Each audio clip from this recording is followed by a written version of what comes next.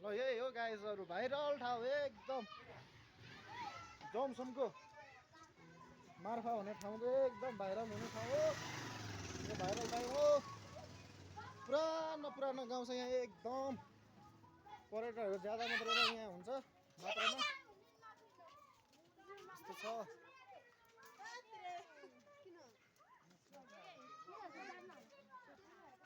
ल आज वेदर पनि यस्तो दामी छ है सबजना फेरि ड्रेसहरू लाएर यस्तो भएर फोटो खिच्ने भिडियो बनाउने उहाँहरू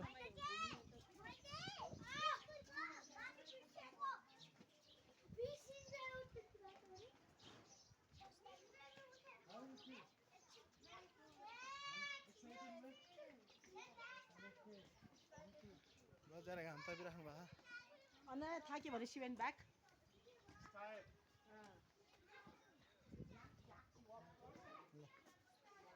एकदम धेरै मात्रामा हुन्छ यहाँ चाहिँ ए सरी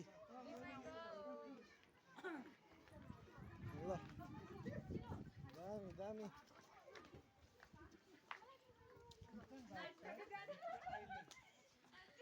सबजना व्यस्त छन् भिडियो बनाउन हामी चाहिँ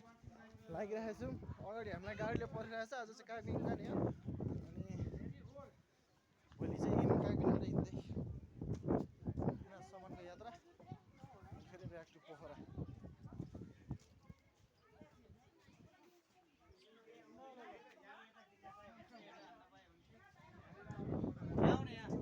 सबजना भिडियोहरू बनाउने दामी ठाउँ क्या हजुर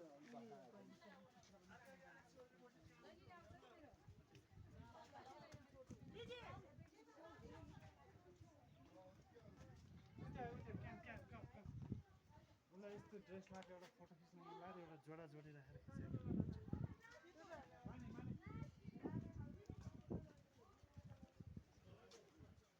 कस्तो मिठो रहेछ यो ठाउँ है भन्न मिल्छ होला है मिल्छ मिल्छ गुम्बा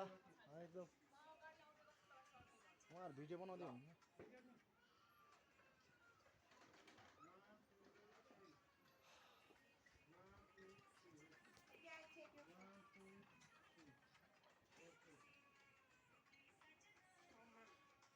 कस्तो दामी ठाउँ नि है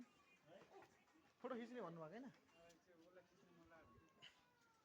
एकछिन एकचोटि तपाईँहरू उहाँसँग फोटो खिचिदिनु न उहाँले फोटो खिच्ने अरे उहाँको dress okay you can go यो जानु बहिनी बहिनी ऊ यहाँ बस्दिनु न यसो तपाईँ बस्दिनु न यसो तपाईँहरूलाई यताको लेकाली शेर्पाहरू जस्तो देख्यो होला नि अनि यसो फोटो खिच्नुलाई ल यता हेरिदिनुहोस् त ल धन्यवाद ओके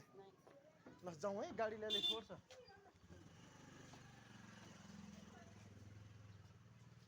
हुन्छ नि अब एउटा जस्तै रहरहरू यो चाहिँ यहीँ बनेको ब्रान्डहरू सबै खायो भने रिनी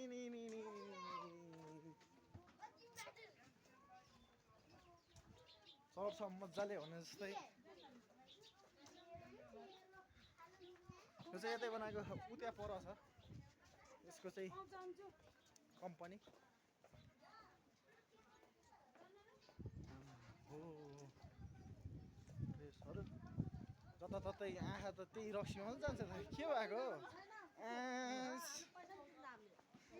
नहेर्नु पर्यो भन्छु रक्सीदेखि जताततै के हो मौसमले च्यालेन्ज गर्दैछ त केटा हो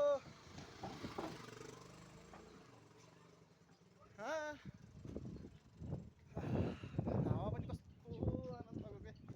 क्या गर्मी भएर आएको थिएँ पोखराबाट है अहिले चाहिँ यहाँ पुरै चिल भयो चिसो तातो यो चाहिँ अघि पनि देखाइहालेको तपाईँहरूलाई यो चाहिँ एप्पलको बोट हो